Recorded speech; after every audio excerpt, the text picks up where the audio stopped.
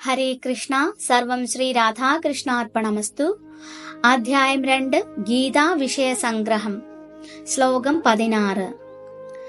നാസതോ വിദ്യതേ ഭാവോ നാഭാവോ വിദ്യതേ സദഃ ഉഭയോരപി ദൃഷ്ടോന്ത സ്തോനയോസ്തത്വദർശിഭിഃ. വിവർത്തനം. ഇല്ലാത്തതായ ഒന്നിന് അഥവാ ഭൗതിക ശരീരം നിലനിൽപ്പില്ല. സനാതനമായതിന് അഥവാ ആത്മാവിന് നാശവും ഇല്ല. തത്വദർശികൾ ഇത് കണ്ടറിഞ്ഞവരത്രേ.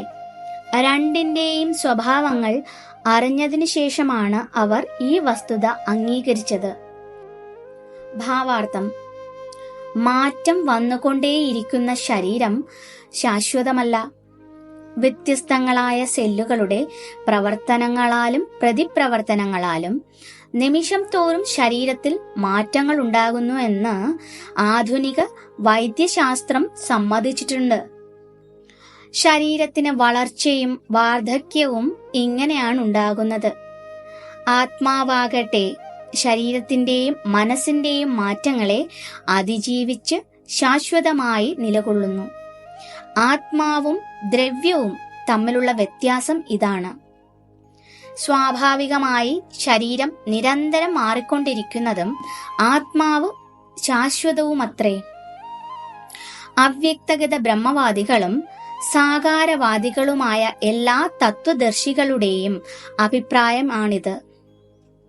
വിഷ്ണുവിനും അദ്ദേഹത്തിന്റെ വാസസ്ഥാനങ്ങൾക്കും സ്വയം പ്രകാശമായ ആധ്യാത്മിക സ്ഥിതിവിശേഷമുണ്ടെന്ന് വിഷ്ണു പുരാണം 2:12-38 ഉദ്ഘോഷിക്കുന്നു. ജ്യോതിംഷി വിഷ്ണോർ ഭുവനാനി വിഷ്ണുഹോ.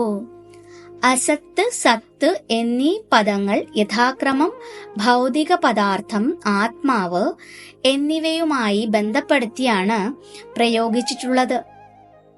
എല്ലാ തത്വദർശികളുടെയും അഭിപ്രായം ഇതാണ്. അജ്ഞാനത്തിനടിമപ്പെട്ട് പരിഭ്രാന്തരാകുന്ന ജീവാത്മാക്കൾക്കു വേണ്ടി ഭഗവാൻ നൽകുന്ന ഉപദേശം ഇവിടെ ആരംഭിക്കുകയാണ്. പൂജ്യനും പൂജകനും തമ്മിലുള്ള ശാശ്വത ബന്ധം പുനഃസ്ഥാപിക്കപ്പെടുകയും അങ്ങനെ പരമപുരുഷനും തദംശങ്ങളായ ജീവാത്മാക്കൾക്കും തമ്മിലുള്ള വ്യത്യാസമെന്തെന്ന ബോധമുദിക്കുകയും ചെയ്യുമ്പോൾ അജ്ഞത ശമിക്കുന്നു. തന്നെക്കുറിച്ച് നിഷ്കൃഷ്ടമായി പഠിക്കുന്ന ആൾ തനിക്കും സർവേശ്വരനായ കൃഷ്ണനും തമ്മിലുള്ള ബന്ധം പൂർണ്ണത്തിനും അംശത്തിനും ഉള്ള അന്യോന്യ ബന്ധം തന്നെയെന്ന് അറിയുമ്പോൾ ഭഗവാന്റെ പരമോന്നതാവസ്ഥ മനസ്സിലാക്കുന്നു. വേദാന്ത ഗ്രന്ഥങ്ങളിലും ഭാഗവതത്തിലും പരമപുരുഷനെ എല്ലാ പ്രാദുർഭാവങ്ങളുടെയും ഉറവിടമായി അംഗീകരിച്ചിട്ടുണ്ട്. ഇങ്ങനെയുള്ള പ്രാദുർഭാവങ്ങൾ ഉത്തമ അധമ പ്രകൃതികളായാണ് അനുഭവപ്പെടുന്നത്. ജീവാത്മാക്കൾ ഉത്തമ പ്രകൃതിയുടേതാണെന്ന് 7-ാം അധ്യായം വ്യക്തമാക്കുന്നുണ്ട്. ശക്തിയും ശക്തിമാനും തമ്മിൽ അന്തരമില്ല. എങ്കിലും ശക്തിമാൻ ഉത്കൃഷ്ടനെന്നും ശക്തി അഥവാ പ്രകൃതി വിധേയ എന്നും പറയപ്പെടുന്നു. അങ്ങനെ ജീവാത്മാക്കളെല്ലാം യജമാനന് സേവകരെന്ന പോലെ, ഗുരുവിന് ശിഷ്യരെന്ന പോലെ അജ്ഞാനത്തിന്റെ സ്വാധീന വലയത്തിലായിരിക്കുമ്പോൾ ഈ വ്യക്തമായ ജ്ഞാനം ലഭിക്കുക സാധ്യമല്ല. ജീവാത്മാക്കളുടെ അജ്ഞാനം ദൂരീകരിക്കാനും അവരെ എല്ലായ്പ്പോഴും ഉദ്ബുദ്ധരാക്കാനും ആയിക്കൊണ്ട് സർവേശ്വരൻ ഭഗവത്ഗീത ഉപദേശിച്ചു. ഹരേ കൃഷ്ണ. സർവം ശ്രീ രാധാകൃഷ്ണാർപ്പണമസ്തു.